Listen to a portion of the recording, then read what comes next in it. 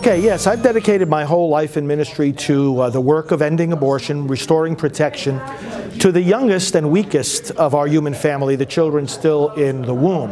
And so Priests for Life has become the largest Catholic pro-life organization and one of the largest pro-life organizations overall.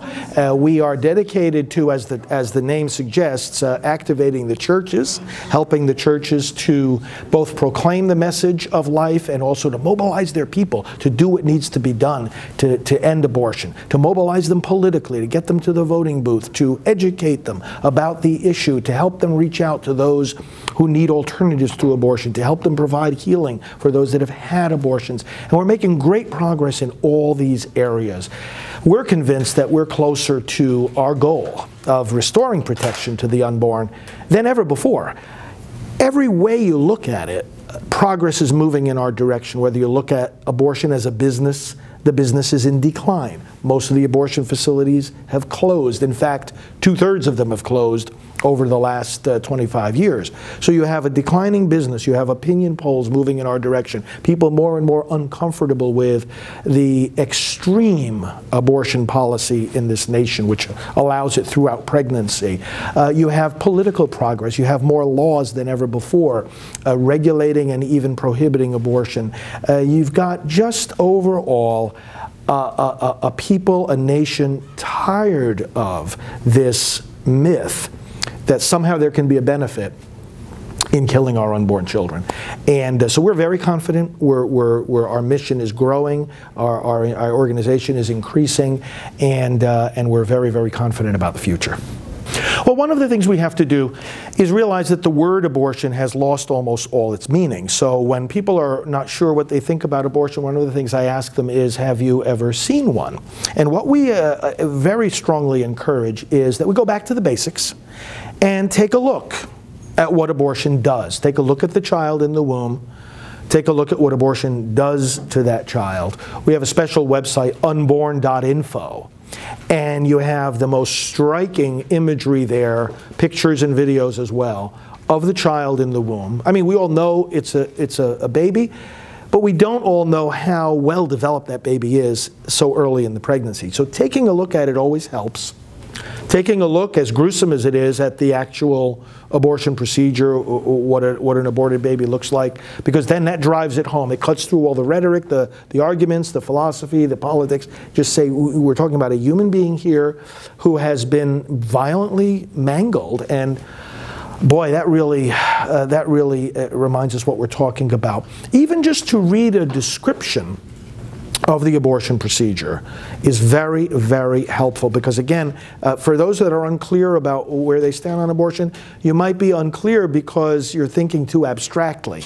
Talk about what it actually is, and you're going to hear words like bloodshed and ripping off of arms and legs and crushing of heads. Talk about it in the abstract. You hear about freedom of choice and women's health and constitutional rights, and it's hard to sort all that out. When we help people get back to the concrete reality of what it is, they end up moving in the pro-life direction. Yeah, culture of death is a way of living in a society, a way of thinking where death is seen as a solution, even as a product. And so abortion is sold, it is marketed, it is presented as not only a right, but as something to be, in some cases, even embraced and celebrated. This is the rhetoric of many of those who are trying to sell it. It's not what you hear coming out of the mouths of those who actually experience it. But a culture of death is one in which all that becomes obscure, and we end up thinking that death is a solution. You know, looking at it from a religious point of view, in the Bible, we have the verse that says, God says, I set before you life and death, blessings and curses, choose life. And you notice that he gives us the choice, but he doesn't let us choose what the consequences will be. So if you choose life, it's blessings that follow. If you choose death, it's curses that follow. You don't get to choose death and blessings. And a culture of life is one that realizes that life is always a good. No matter how many afflictions might beset it, how many difficulties it might face, it's always worth living and it's always worth saving. And we build our culture around that. In other words, the way that we treat pregnant mothers, the way that we talk about it, the way that our healthcare institutions operate, the way that our public policies function, to make it easier and easier for that pregnant mother to care for her child, to make it more welcoming for that child, and to, frankly, to make the support of life something that people affirm rather than oppose. In a culture of death, those of us who speak up for the babies we end up being the ones treated as though we're doing something wrong, you know, or we're climbing uphill. And that just doesn't make sense, because choosing life and being pro-life really is, when you think about it, the most natural thing in the world. People have to learn how to be pro-choice. I mean, people have to go through a significant amount of mental gymnastics to come to the conclusion that the baby's not really a baby, and that somehow death is better than life. Being for life is the natural thing. Being a culture of life, therefore, is what we were made to be, and what God is going to help us to be. Yes, we have, in working in our favor, of course, the numbers of grassroots people that the abortion lobby does not have. They have more money, they have a lot of political and media influence, they control so many facets of academia and other powerful institutions in society. But the bottom line, and you see this, for example, if you just look at opinion polls asking what do the American people think about abortion, under what circumstances do they think it should be allowed, should taxpayers be paying for it, the majority of the American people have never bought in to a policy like we've had for 40, 45 years, whereby abortion is just allowed at any time for any reason, where taxpayer money is going to it in great amounts. The people don't accept that. So one of the mechanisms that we use is, of course, the churches. There are so many people gathering every day in our churches, and if we can, and we have a mechanism of communication through the clergy and through so many different church organizations. What we at Priests for Life do is to be present to all those organizations, those churches, those pastors, reminding them of this issue, equipping them with some of the basic facts that, again, most of their people do not know, but that if they did know, if they knew, for example, how much of their money is going to a business that specializes in killing children, you don't have to convince them to be against that. They already are. They just need those extra pieces of information and insight given to them. Working through the churches, therefore, is a key strategy.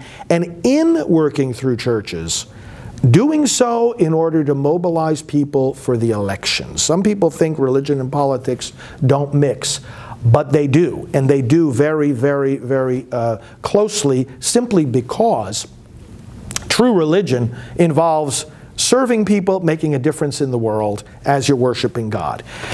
And one of the key ways we make a difference is to elect the right people to write our laws and to enforce those laws.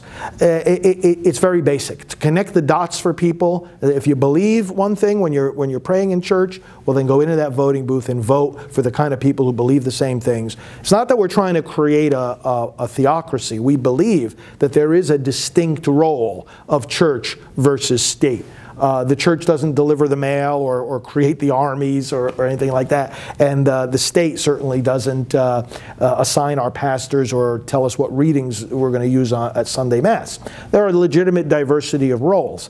But there is a common bond, and that is morality. Human activity that either is right and is good for people, or is wrong and is destructive of people. And both the church and the state have responsibilities to human life and human rights. When we talk about this message, when we get people activated to go into those voting booths with this in mind, we see the impact on the elections. We at Priests for Life have been so active in many election cycles on the national level, where we've been able to see in a tangible, measurable way that the message was received and it was acted upon, and there were results. As churchgoers do tend to vote in a pro-life way. Election analyses and post-election polling bears that out. So we're very encouraged. There is a way to fight back, even though the forces aligned against us are very powerful and very well funded. Nevertheless, the people of life are very strong as well. We are indeed a ministry that reaches both Catholics and non-Catholics alike, both clergy and laity. And therefore, we've set up a number of avenues through which people can reach us. Our overall website is appropriately called prolifecentral.org. And we chose that name because we're really a family of different ministries, a lot of different activity for a lot of different people, whether you are clergy, laity, Catholic, Protestant, even those of other religions than Christianity. We welcome everyone who wants to do something to help save these children. Go to prolifecentral.org. You'll see the different branches of our work, and you'll be able to see where you best fit in to help us.